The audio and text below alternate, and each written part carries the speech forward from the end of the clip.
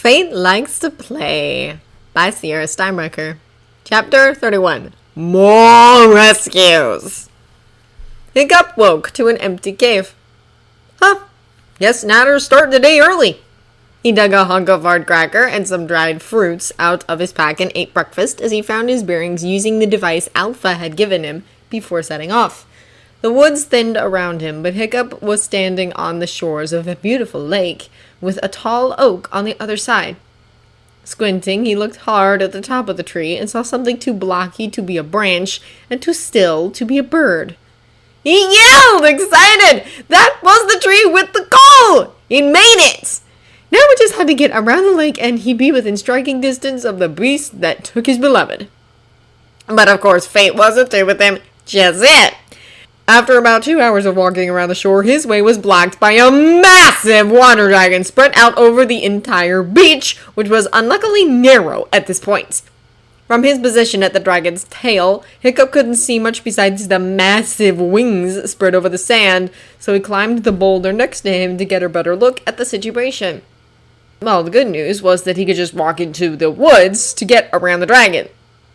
The bad news was that with its wing claw stuck in a crack in the boulder he currently perched on and its wings spread out like that, the Scaldron would dry out and die in a few more minutes. The beast had already passed out. Now that he knew the dragon's fate, that annoying voice that sounded out loud like Toothless wouldn't leave him alone. Fine! He said to no one in particular. I'll go and help! He slid down the back of the boulder and tiptoed his way along the narrow strip of sand between the wing and the rock until he got close enough for a good look at the claw. It was actually pretty simple. The dragon had stuck its hook-shaped claw into the slit and turned it to try and get something, but it didn't remember to turn it again to get it back out. So all he needed to do was turn the hook, ease the claw out of the crack, wake up the dragon, and get it into the water without getting bitten or sprayed with boiling hot water. Okay.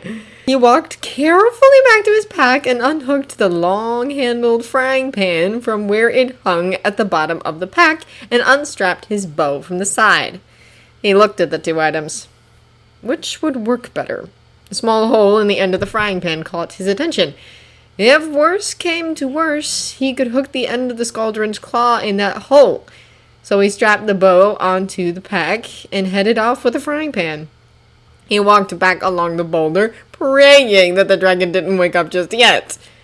But his completely relaxed muscles told him it was still out for the count. Whew! He eased the handle into the crack and pressed his eye to the hole as he maneuvered the handle into place. With a twist, he flipped the claw from its horizontal position to a vertical one and drew the frying pan out of the hole. Gently, he pulled on the bone of the wing and eased the claw out of the hole, folding the joint slightly and walking around to where the dragon's head was. Now came the hard part.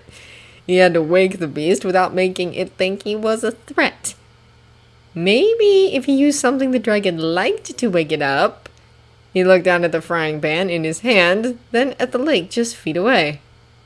This would work. He filled the pan with lake water and stood to the side of the huge creature. He'd fling the pan towards the dragon, and the water would hopefully hit its face and wake it up enough for it to realize it was free and get back in the water. If it didn't wake up, it was dead. If it went for him instead of the shore, he was dead. Toothless, help me out here, he muttered to the heavens as he brought the full pan back and flung the water sky high. It was an excellent shot. The water landed right on the dragon's nose and its eyes snapped open. Tugging experimentally on its wing, the dragon roared its pleasure at being free again and dove into the water. Hiccup collapsed against the boulder. He was never doing that again. He walked back to his pack, tied up the frying pan, and started off again. As he hiked along, he wondered how Toothless was doing. What was that man doing to her? Did he have her in chains? His steps quickened. Was she getting enough to eat? Was he letting her fly? Was he...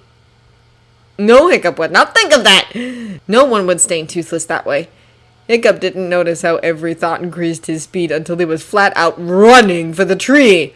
But the sounds of splashing and squeaking brought him out of the worried train of thought, and he looked over at the lake. For the love of... What is it with me and dragons? There was a baby Gronkle a few feet offshore struggling to keep its head up amidst the waves.